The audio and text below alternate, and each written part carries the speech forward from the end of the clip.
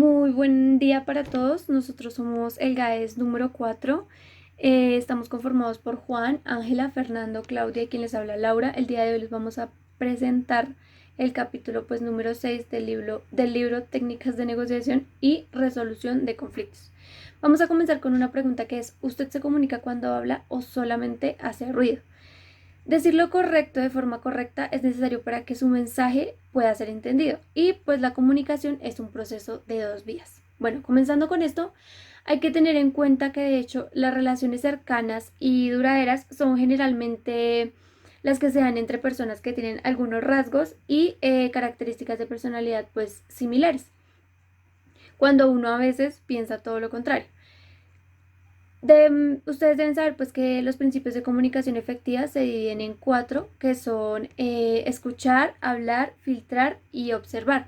Estos cuatro van a ser explicados más adelante por mis compañeros. Comenzando con el proceso de la comunicación, es un mensaje que fluye a través de la fuente, la codificación, el canal, la decodificación y el receptor. La fuente pues es la persona que origina el mensaje y esta persona lo codifica, o sea que lo estructura de acuerdo a lo que entiende.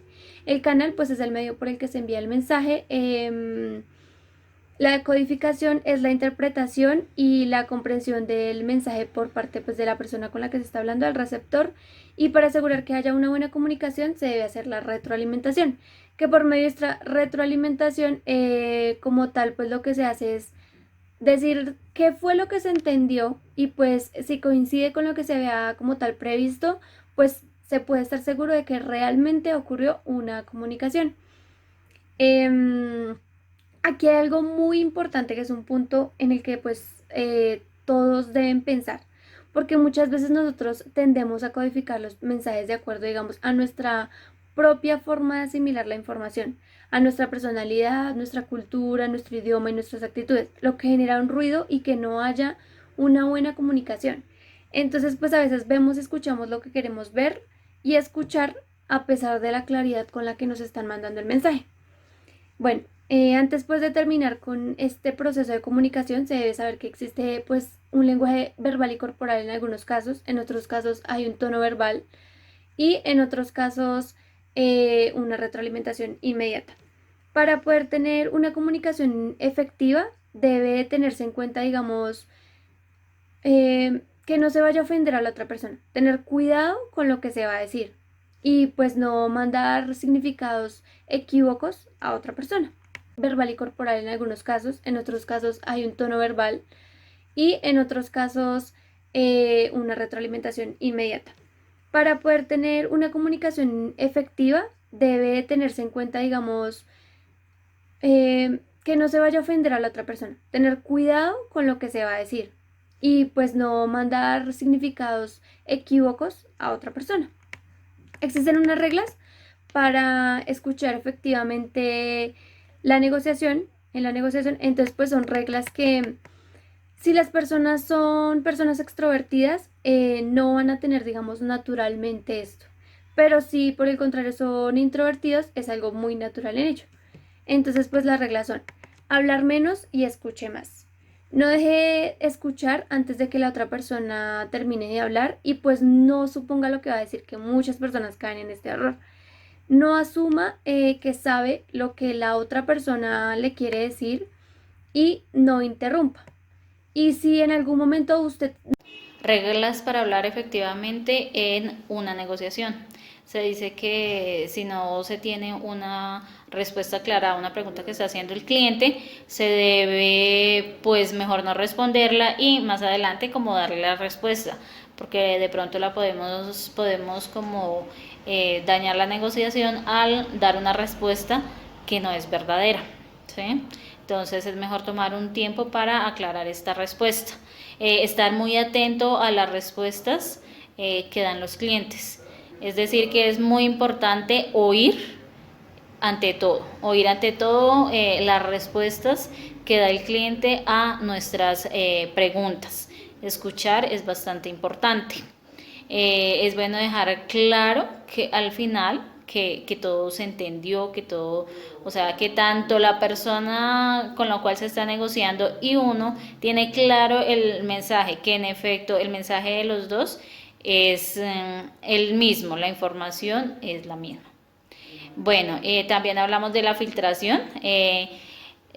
La filtración consiste en entender que hay diferentes tipos de personalidades, que todas las personalidades son diferentes y de tal manera hay que saber tratar cada tipo de personalidad. Todos entienden las cosas de una manera diferente. Entonces no puedo asumir yo que ellos están entendiendo o que ellos están comprendiendo lo que yo quiero, entendiendo que la personalidad de ellos es diferente. Entonces hay que identificar la personalidad para trabajar de la manera que pues ellos requieren, es la mejor forma, ¿sí?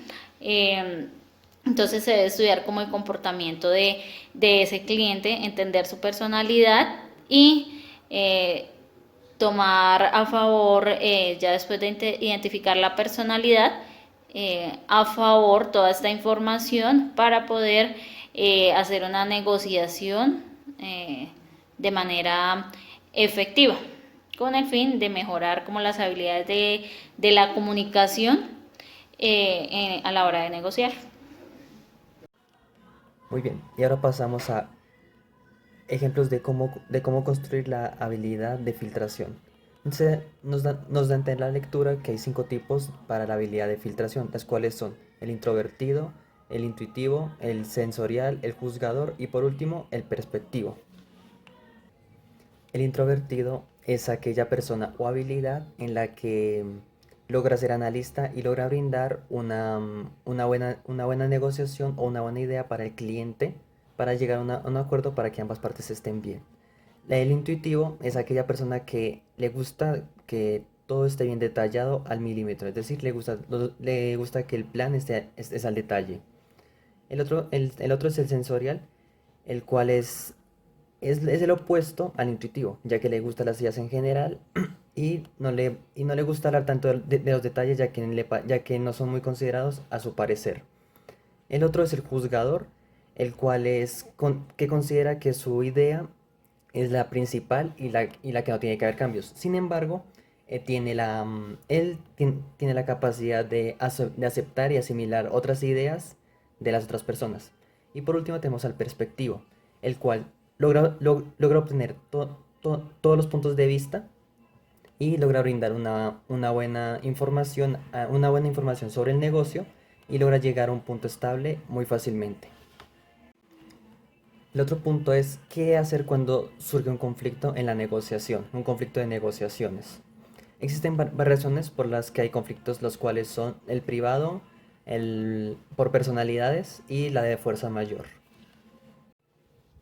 Cuando el conflicto es privado, puede ser por dos partes. Bueno, puede ser por las dos partes o por una sola parte. Si es por una sola parte, pasamos al siguiente punto, que es por personalidades. Cuando es por personalidad, ya puede ser por temperamento, por ideas, o también por el propio idioma. No, y no me refiero en el tema del lenguaje, sino en el tema de cómo se expresan las ideas. También puede ser una razón de que haya un conflicto entre la negociación. Y el último es por fuerza mayor. Este caso de fuerza mayor es cuando ya las dos partes no llegan a un acuerdo sin importar que se hayan dado claramente las ideas y se haya llegado a un punto de acuerdo. Sin embargo, cuando se llega a un punto de acuerdo no significa que se concrete el negocio. Simplemente pueden estar de acuerdo, más no interesados en concretarlo. Lenguaje corporal. Nuestras expresiones faciales pueden transmitir placer, ansiedad o alivio, y por lo general son más fáciles de controlar que nuestros movimientos corporales. Es por eso que debemos ser conscientes de nuestras expresiones y del modo en que nuestro cuerpo o postura lo expresa. Siendo un poco más conscientes de nuestro lenguaje corporal, podemos así controlar nuestras expresiones faciales, como por ejemplo, así tengamos mucho miedo o seamos muy nerviosos, vamos a tener una postura de seguridad y confianza en nosotros mismos. Observación. Hace referencia a la comunicación no verbal, mediante la cual podemos obtener información a partir de observar el lenguaje corporal de las personas. Con esta podemos expresar nuestros sentimientos, nuestras emociones, agrados o desagrados. Por eso las primeras señales que tenemos que tener en cuenta en el comportamiento de las demás personas es un lenguaje corporal que no esté acorde al mensaje que estamos transmitiendo y el cambio de comportamiento mediante la situación. Seguimos con la comunicación electrónica. En este texto expone la importancia de la comunicación electrónica como método activo y eficaz para el desarrollo de habilidades y emociones mediante formas electrónicas. De esta manera, la interacción es lograda a través de manera constante, activa y emocionalmente. Bueno, seguimos con reflexión y práctica. En reflexión y práctica nos invita a hacer un autocuestionamiento y a reflexionar sobre ocasiones en las que muchas veces nos encontramos estableciendo negocios, en los cuales adoptamos características y posturas que expresan otro tipo de diálogo diferente a lo que queremos hacerle llegar a nuestro interlocutor.